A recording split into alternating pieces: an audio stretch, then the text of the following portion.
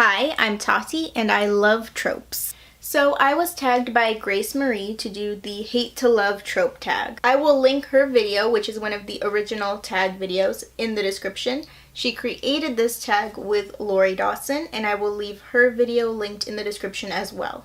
I really love the idea behind this tag because, as I said, I really do love tropes. So let's get right into it. Number 1 is, if you had to pick one favorite trope, which would it be? And this is so hard because there are so many I like, but I guess in the spirit of this tag I will go with the hate to love trope, but seriously, I like all of them. Number 2, what is one trope you wish never existed?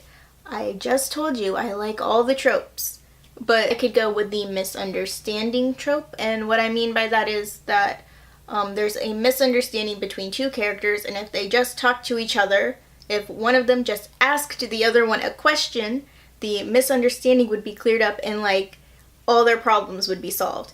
That can get a bit frustrating. Number 3 is to name 3 tropes, and I'm going to go with hate to love because that's what this tag is. Fake dating or fake relationship. I've seen a lot of that lately, especially with Tell the Boys I Loved Before. And the dead parents trope. Number 3 is to name a favorite book that exhibits these 3 tropes. Enemies to lovers, the chosen one trope, and insta-love. And from what I saw in the original tag videos, I believe you can either pick something that has all 3 of these in it, or you can pick one book for each trope. I am going to go with a series that I think has all of these in it, and that is the Lunar Chronicles by Marissa Meyer. I do believe it contains the chosen one trope, the insta-love trope, and the enemies to lovers trope. Number 5 is name a trope that seems the most unrealistic. And I'm not sure if any of these tropes that we've been talking about so far are very realistic, but if I have to choose one, I think I'd go with the conveniently absent or missing or unattentive or uninterested parents trope that we see a lot in young adult. Question 6 is, have you ever DNF'd a book because of a trope? Technically no, but technically yes. I'm going to go with the Selection series by Kara Cass. I did read all 3 of the first part of the series, but I didn't enjoy it really, so I never continued with the next books in the series. And the main thing I didn't like about the series was the love triangle, and it wasn't even the love triangle itself, but it's just how long she took to choose and how many times she changed her mind, and I just couldn't really deal with it. And question 7 is, who do you tag? I'm going to tag Amber in No Face, Crystal from Skeptical Bookworm, and Sophie from Sophisticated Books. I would love to see your guys' answers to this tag, but if you don't want to do it, please don't feel like you have to. And also, if there's anyone who's watching this who wants to do this tag and hasn't been tagged yet, consider yourself tagged. So that was the tag. I hope you enjoyed it. If you did, you can let me know by giving this video a like. I would also love to know what your favorite tropes are, or what your least favorite tropes are, or both. So let me know in the comments. I'm telling you to leave a lot of comments. Because I don't want to be done talking about tropes yet.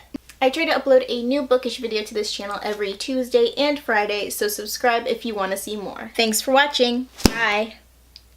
How do you do the heart with your hands?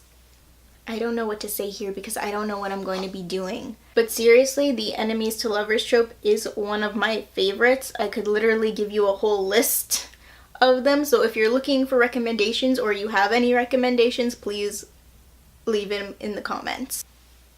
But seriously, I actually did some research to try to find tropes I didn't like, and I found out that in some cases I don't mind the reset button or even it's all been a dream trope. I actually kind of like the reset button trope in something like Doctor Who or any universe where time travel is already established and we know it's possible, just because with that reset button trope you can push the story so far that you're thinking there's absolutely no way we can come back from this except, and then you remember reset button. That can be kind of a fun surprise or twist to something when you've pushed the story so far. However, in something where I don't know to expect that as a possibility, and I get very invested in what the story has done so far, I hate it. The Luna. And so I never continued with the series. The ironic part is where I stopped is also where the love triangle stopped. So I don't know how the rest of the books are. I don't know if there's another love triangle in that one, in those.